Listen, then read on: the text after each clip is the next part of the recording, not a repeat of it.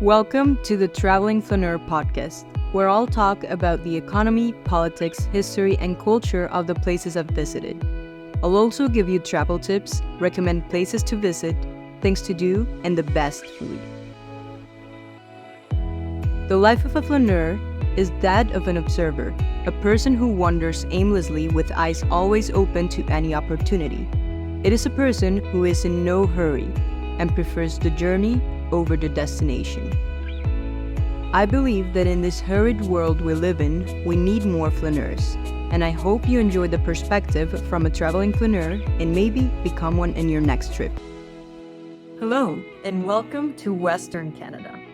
I'll start all of my Canada episodes by taking you on a tour of its natural parks first, because these are probably some of the most popular and beautiful national parks in the world.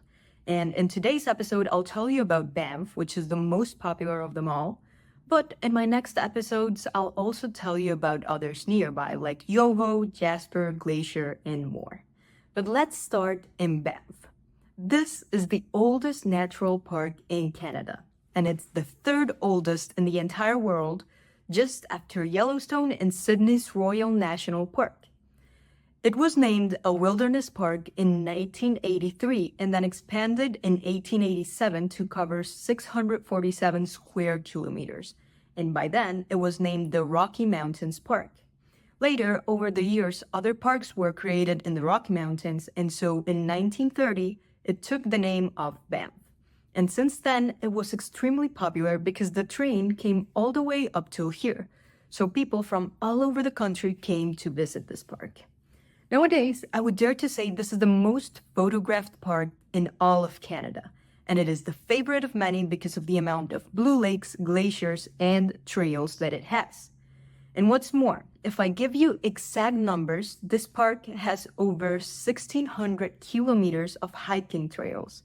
So if you're a fan of hiking, you could stay here for months and keep exploring new places every time. Banff is also part of the UNESCO Heritage List, and it receives almost 5 million tourists every year.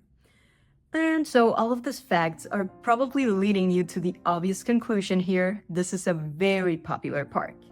Too popular, I would dare to say, and this is extremely bad, especially in the summer. If we look at months of July and August, it's going to be extremely crowded, and it's going to be a little bit difficult to enjoy the scenery when it's flooded with people. So the first advice I can give you is about the best time that you can use for visiting Banff. I think the perfect month is going to be September, and ideally early September, so it's not too cold yet. If you go in May, the lakes may still be frozen and some trails might be closed because, for example, for visiting Lake Moraine, the road only opens until the 1st of June. So if you travel earlier in May, you won't have access to all the trails, but the scenery will still be incredible. And so, as I was saying, the months that you should avoid are July and August, as they are crowded and prices are at its highest peak. So I would never recommend it. And then after September and October, I also wouldn't recommend visiting because all the trails are going to close again in October until April, because basically this is going to be a long winter. And from October to April, you will find that there will be snow, and Banff will become a better destination only if you want to do winter activities or skiing. So to summarize, I think there are two great months to visit. May, if you want to see the snowscapes but not be too cold, or September if you want to do trails, kayaking, and hiking. As a third option, you could also try doing it in June before the crowd arrives, but for sure it's going to be a little bit more expensive than September. Nonetheless, it will be beautiful and it won't be as crowded. So those would be the best 3 months for visiting. I have visited Banff twice. I went once in May and once in September. In both times, I really enjoyed it because it felt like visiting different parks. In May, almost most lakes were starting to thaw, but the vast majority were still frozen. The mountains were covered in snow and the pine trees looked like Christmas decorations. So it was the typical beautiful winter scenery, but at very reasonable temperatures. And then later when I visited in September, I mostly did all of the trails that I couldn't do in May. I also visited more lakes. I did kayaking, canoeing, and it was beautiful to see all of this blue turquoise color in the water. So again, it's up to you. What would you rather see? If you're only driving, it might be better to drive in May when all of the surroundings are beautiful. But if you're going to do more hiking, I would recommend September. My second tip for visiting Banff is going to be around how many days you should visit. And again, this will depend on how many things you want to explore, but I would say that the minimum is going to be 3 days, and the recommended time to get the most out of this entire region of the Canadian Rockies should be 10 days. If you only visit 3 days, you will be able to do some of the things that I will talk about in my next episode, but the more days that you're extending your trip, you can also visit other parks, which is what I will talk about in my future episodes. So I want you to think that the perfect duration will ultimately depend on 3 factors: the parks that you want to visit, the amount of activities that you want to do, and your budget. And this last one is going to be very important, and it leads me to my next travel tip, and it's how expensive is it to visit Banff?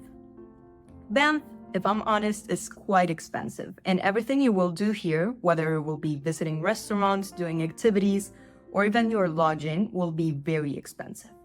As one tip, you can look to save money on where you decide to stay. If you stay in the town of Banff or in the town of Lake Louise, the prices are going to be very high because these are the most touristy areas. But if you stay in Canmore, for example, which is a very nearby town, you can find better prices and you only have to drive a little bit further. There are other towns that are even further away, but they are even cheaper, and these are Golden or Radiant Hot Springs. When I went, I stayed in Radiant Hot Springs, and this is about an hour and a half from Lake Louise and an hour and a half from Banff. So I had to drive every day a little bit more, and although there are longer distances by car, the prices are going to be way lower. And you will also find cabins, which will be a better option if you're traveling with friends or with family. However, if you decide to stay in one of these further options, the car is going to become necessary because you will be using it every day. To give you an idea of the prices, I have a friend that works at a hotel in Banff, and she told me that approximately during the summer, a room for 2 in a cheap hotel might cost $250 per night. But the cabin that I rented cost me around $300 per night, and it was a 2-story cabin. It included kitchen, terrace, fireplace, and it could fit up to 6 people. So you can already start seeing the difference. For only $50 more, I could fit 4 more people in this cabin. So it was definitely worth it, and especially for just adding some driving time. The next tip that I can give you is going to be around the car that I was telling you, and I think you should definitely rent a car. Because if you don't rent a car, first you'll have costs that are going to be very high related to all the shuttles that you're going to need to take regarding transportation, but also you won't have the flexibility to visit several places. I rented my car at Alamo because they have unlimited mileage, which I found very useful because I was driving a lot. But I found it using this car rental sites that usually compare all the companies and give you the best prices depending on the options that you want. So I'll drop the link in the description of this video in case you also want to compare it using these types of tools. Another tip that you should keep in mind is that even if you visit in low season, I recommend that you should book everything in advance because there are always lots of people in Banff. And this is a good practice to ensure that you get space in the activities that you want to do, in the hotels you want to stay, or even getting cheap airline tickets. So when I went in May, I usually started planning everything from February, and then when I visited in September, I planned everything around June. And although you might find later that there was space in some of the activities, for me, it is a good practice that I usually do every time I visit very touristic places. Finally, I'm going to also give you 2 logistical tips. First, you should start and end your trip in Calgary, as this is going to be the closest city to Banff. Calgary is an hour drive from Canmore, an hour and a half from Banff, and 2 hours from Lake Louise. And if you decide to stay in the more distant towns, Calgary is going to be approximately 3 hours away from Golden and Radium. But still, this is going to be the closest city to all of these parks. So I recommend you to buy your plane tickets into Calgary, then rent the car here in Calgary, and then return it here too and fly back home from Calgary, as this is going to be the most convenient thing that you can do. And the last one is, how do you buy the pass for entering Banff? And so yes, in case you didn't know, to enter any national park in Canada, you will need a government pass that will authorize you to enter. And this pass is going to be sold at airports or at any of the entrances to all of the parks, but you're going to get a couple of options. If you want to buy the individual day pass, it will cost you around $11 just to enter one park per day. So let's say I'm only visiting Banff and I'm only going for one day, that would cost me about $11. But if you decide to go to another park, you must buy another pass over there as well. So because most people visit several natural parks when they are visiting this region, I think the easiest thing that you should do is buy a pass that is covering all the national parks in Canada. And so they've designed a special one that's called Parks Canada Discovery Pass. This one, the best option is the annual one because it allows you to enter to all the parks in Canada for an entire year. And if you buy the adult pass, it will cost $72.25. But you can also buy the family or group pass, and this one is very, very convenient because it's going to be valid for all the people that are inside a car, up to 7 people, in case it's a big van. But so it will cost $142.25. So this means that's going to be cheaper than buying 2 adult passes. This one's going to cover for the entire group. It can be your family or just friends of 7 people. And so this for me is the cheapest option because it will cover all the parks for an entire year. And if you divide it by 7, it would be even cheaper than buying the individual pass for 2 days. So it's definitely worth it, and this is my recommendation. But still, I'm going to also drop this link in the comments so you can see all the government passes and the options and places to buy it. And with this, I'm going to close my episode with travel tips for visiting Banff. I hope you already know everything you should do before visiting Banff, but if you still have questions, you can write them in the comments and I'll make sure to respond to those. In the next episode, I will give you a detailed list of all of the places you should visit when you go to this park, so make sure to check that episode out.